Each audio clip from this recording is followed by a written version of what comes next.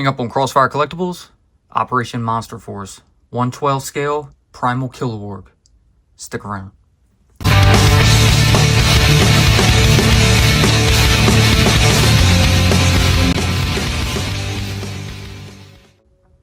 What's up and welcome to Crossfire Collectibles. Today's video, we're going to be unboxing and reviewing the Operation Monster Force, 1/12 scale, Primal Killoworg Werewolf Soldier from Fresh Monkey Fiction. So this is that line that Fresh Monkey has put out, kind of based around a pharaoh, and anybody it gets killed turns into some type of undead. You have vampires, zombies, werewolves, and they're fit for 1/18 or 1/12 scale. This figure is a 1/12 scale. I have a few others ordered. I plan on probably mixing them up, throwing them in with my classified figures just for the hell of it. But I wanted to go with the werewolf because I like werewolves. But here he is, and let's check it out. So, nice box. He's got some plastic on inside of there, so it's kind of rough looking. But you see the Operation Monster Force logo. Kind of has that stone look like around it. At the top, you have Operation Monster Force. On the side, Big Bad Workshop, Primal Killoworg, BBTS exclusive. Around to the back, there's a shot of the werewolf right there. You have a little mini comic strip. I can pull this back some, let you guys pause it and read it if you'd like. He has a little story here. The Forgotten King has returned. Actually, it's not about the werewolf. This is probably talking about the Forgotten King, who's the Egyptian I was mentioning. I see something that mentions Declan. He's like the main good guy. But there's that story if you'd like to read that as well. On to the bottom, you have the UPC. Over to this side, Primal Killoworg again. So, without further ado, let's go ahead and pop it open. But first, please subscribe to the channel. Alright, so my first 1/12 one, I do have a 1/18 Declan Van Helsing, which is pretty neat. But kind of curious to see how these look. Alright, so here is the figure in his plastic dungeon. We went ahead and got that plastic wrapping off, which was wrapped really well, I gotta say. And just looking at him through the packaging, looks pretty good. As you can see, the front little blister piece is falling off, so we're going to go ahead and get him taken out, and we'll show off all the parts one by one. And here you have the figure and all of his accessories. So you can see, nice size figure. He's got a couple of extra heads, 3 extra pairs of hands, 4 with the ones that are on him. But let's go ahead and check the hands out first. So I separated these kind of almost the exact same to the other side. But here are the more open claws. Now, if you're anything like me as a horror fan, I immediately looked at these and thought of Fluffy from Creepshow. They look exactly like the hands, especially them claws. You know, you got them long black nails, so just imagine a crate with them like bad boys hanging out of it. So definitely cool. I do like these a lot. He's got that kind of gray airbrushed fur on the hands. The skin is also a gray. Of course, I already mentioned the black nails. There's that hinged peg here at the wrist, so that hand will be able to move in and out. Same with the left hand, exact thing, just a complete opposite of the other side. Very cool. The next set of hands are kind of a more grasping almost, you know, kind of coming at you about to close. A lot of detail down here on the palm and inside the bottom of the fingers. Same black nails, same gray with that airbrush over top of it. Bit of a white in there too. Both of these are pretty much the same, and they also have that hinge peg to allow the hand to move in and out.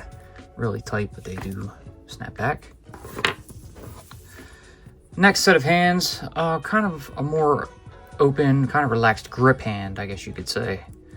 Same colors on them with that gray airbrush, a little bit of white in there, black nails. These look pretty good as well, so if you wanted to have him holding something, I think these would work out pretty good. And again, same hinge peg, hands that come in and out. The couple of extra heads here. So we'll start with this one, and this is kind of an open mouth look. So snarling, growling, howling, whatever he's doing, coming at you. Really fierce and vicious looking. Looks really good. You have the dark red on the inside of the mouth. Could be some blood, could just be the color of the tongue and gums. You look around, you do see the gum line right there above his teeth. The teeth have a definite dark color. not an off-white, but almost like a kind of, I would say more of a beige mixed with a airbrushing of probably brown, but pretty wild. He's got the black for the nose and yellow eyes. Same gray fur with the airbrushing on it, and it looks nice. I like the ears. Kind of one of my favorite styles of werewolf looking like this. I just think they look really nice. And here's the second head. So this one, he's got kind of a little snarl on the side. You know, you got the lip coming up. I didn't notice the detail on that head, but this one looks a little bit better. He's got a slice over his right eye here. That's pretty cool. And then he's got this thing hanging out of his mouth. I can't tell if that's supposed to be some type of cigar or maybe a piece of pipe or something he bit, you know, that he's holding on to. But regardless, pretty neat. Won't likely end up using this head. It's going to be one of those two, but it looks nice. And now onto the figure. So here is the Primal Killoworg, or Werewolf Soldier, and he looks great. I love the build on him. He's got that huge mane up here on his shoulders and neck. There's the head. He's got some extra fur under it, so definitely pieced out with that ball joint. Very, very cool. You have the more bare arms here up at the top and on the insides. The tops of the forearms have fur coming down onto the tops of the hands. A little bit there, down over the nether regions. Back here, he's got that bushy tail. Some more hair down on his legs. And I want to talk about the legs for a minute. Them joints are awesome. I love how the leg comes back and extend, pretty much like the hind legs on a canine. And then coming down to these huge paws with those black claws sticking out. Really cool. He's got the extra one up here. Nice, nice, nice. Looks great. Looks like it's going to have a lot of range of motion. So let's go ahead and check out his articulation. So starting up the head, take a look at the head real fast right here at them teeth. You know, he's got that clenched, you know, kind of pissed off look. Really like it. But like I said, that's on a ball joint, so the head can rotate a full 360. It can angle down and up and side to side. We could pop that off of this ball joint right here. Jeez, which is pretty tight. Kind of a smaller ball joint on there too. I was expecting a larger one. But if we wanted to put on, you know, that open mouth. Now, the holes on the back of these heads are pretty small, but that looks pretty wild as well. I might use this one. I kind of like that. But before we get to that, we're going to take the head back off, take this piece of fur off, and also show you that this huge mane can come off. So if you didn't want to have him that hairy, you know, he's got this huge, bulky, you know, collar muscles coming up. So that's pretty wild. Look at that again before we snap it on. It looks okay. It kind of reminds me of Underworld, if you've seen that. But for me, I'm going to go ahead and use this mane. So we'll go ahead and get that situated and put back together. All right, we'll go ahead and throw his other head back on for now. And now let's go down to the arms here. So it looks like there's a butterfly joint at the shoulder. The arm can extend out. Pretty good, about that far. I don't think the mane is actually restricting that any, so it can come up about that far. It can do a full 360. Again, they're very tight joints in there. This is new out the box. It has bicep swivel. There is an elbow hinge to allow the arm to go about that far. Down at the hand, these are the kind of closed, more gripped hands. So the fourth set on them, pretty much the same paint and detail as the other hands, and they look really good. That hinge peg, so the hand can come in and out, and the peg will allow it to do a full 360. So down at the torso, probably mid-torso, you do have a little bit of an ab crunch, so he can go a little bit side to side, back and forth.